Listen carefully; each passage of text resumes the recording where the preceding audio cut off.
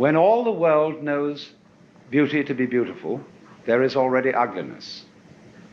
When all the world knows goodness to be good, there is already evil. Thus, to be and not to be arise mutually.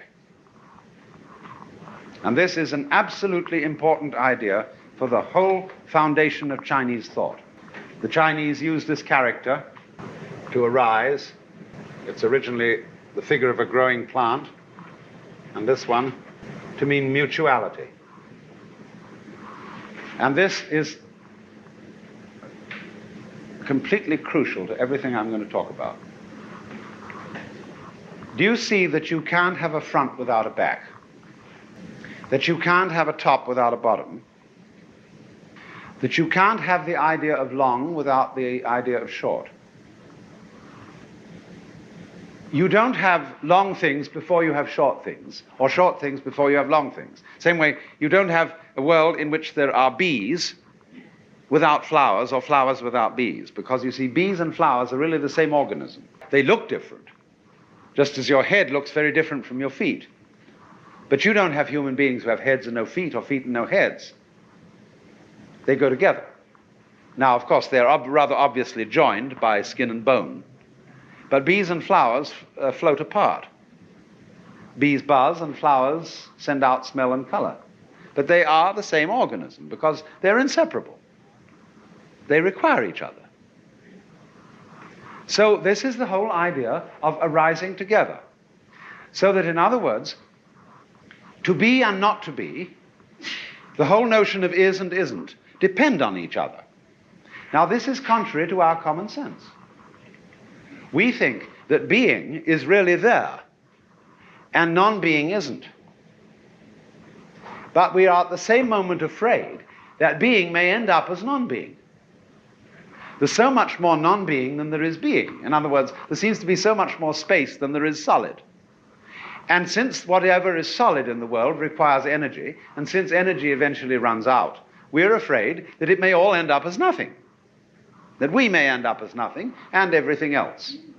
And we are scared stiff of that, because we don't understand that space or emptiness and solid are two aspects of one reality. Just as front and back, just as bees and flowers, they have to go together. You cannot possibly conceive a solid without a surrounding space. You cannot conceive space without solids occupying it, because space is, as a matter of fact, nothing but the relationship between solids. It's like an interval in music. You can't hear melody unless you hear intervals. But the intervals aren't there are the tones. The intervals are, in a way, an illusion. But the hearing of intervals, that is to say, the steps between tones, is absolutely necessary for being able to hear melody. If you don't hear the intervals, you only hear a succession of noises. You are then tone deaf or tune deaf. So you see how important the interval is.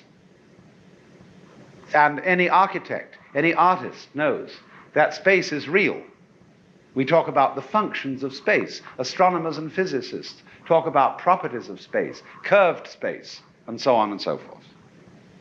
But in the ordinary common sense that most people have, they think space just isn't there.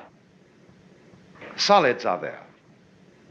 Reality is therefore identified with the solid, with the energy, and unreality with the emptiness. And there is this, therefore, basic dread, which existentialists talk about as angst, fundamental anxiety, that arises from the fact that the moment you know you exist, you know you could not exist. And therefore, all through one's life, there is a sort of sword of Damocles hanging over you that at any minute you might not be. Wowee, and that's a real scare. See? Until you understand that to be or not to be is not the question. Because to be cannot be without not being, just as not being cannot be without being.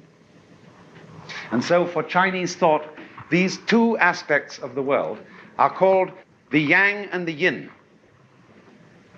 And they mean these two characters respectively. The yang means the south side of a mountain, which is in the sun. And the yin means the north side of a mountain, which is in the shade. And so they come to mean positive and negative, black and white, male and female.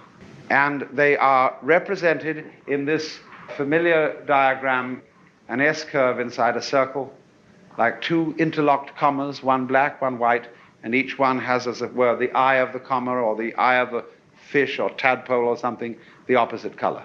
And this yang-yin symbolism is sometimes also represented, as in the Book of Changes, by broken and unbroken lines. Here is the yang, here is the yin.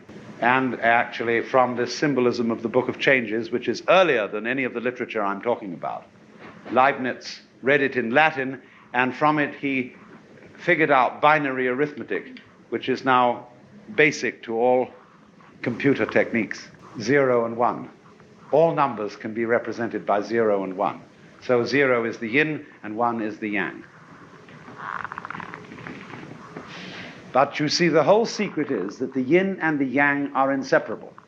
Let's say when we were little children and everybody taught us 1, 2, 3 and ABC, they didn't teach us the lesson of black and white.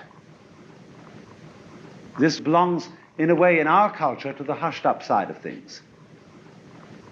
Now, you see, the lesson of black and white is this. If you realize that all your senses are really one sense, a kind of touching. You touch light with your eyes. You touch air vibrations with your eardrums and get sound. Then smell is touching gases and dust in the air. Taste is touching the texture of food and things. The touch with the epidermis is perhaps the crudest form of touch, and sight the most subtle. But do you realize that all sensation whatsoever is a vibration? It goes on and off. It's a like this. But if it goes fast enough, you don't notice the off. You only notice the on. An arc light, for example, is going on and off with terrific speed. So much so that you shouldn't use an arc light in a sawmill, because the on and off can synchronize with the speed of the saw, and a circular saw may appear to be still when it's actually moving. But all things are like that, you see? On and off. And you can't have the vibration unless it's a wave pattern. The crest of the wave is on, the trough of the wave is off. Now, you can't have a wave, which is half a wave. In other words, no wave exists with a crest alone. There must be a trough. A half wave cannot be manifested. So also, if you sit next to a girl in the movies, and you put your hand on her knee and leave it there, she may cease to notice it. But if you pat her, she will notice it. And you hope she may value the on more than the off, but she will notice it. Because there is, being, you see, is at work. Because being is constantly being non-being, being non-being. Now you see it, now you don't. Now, if you don't understand that, if you don't realize that on, off constitutes a unity, and although they're different, they're inseparable, like the two poles of a magnet. If you don't realize that, you get scared that off may win. And if you get scared that off may win, you start another game, instead of the game of black and white or on and off, the game on must win. And then the game degenerates into a fight.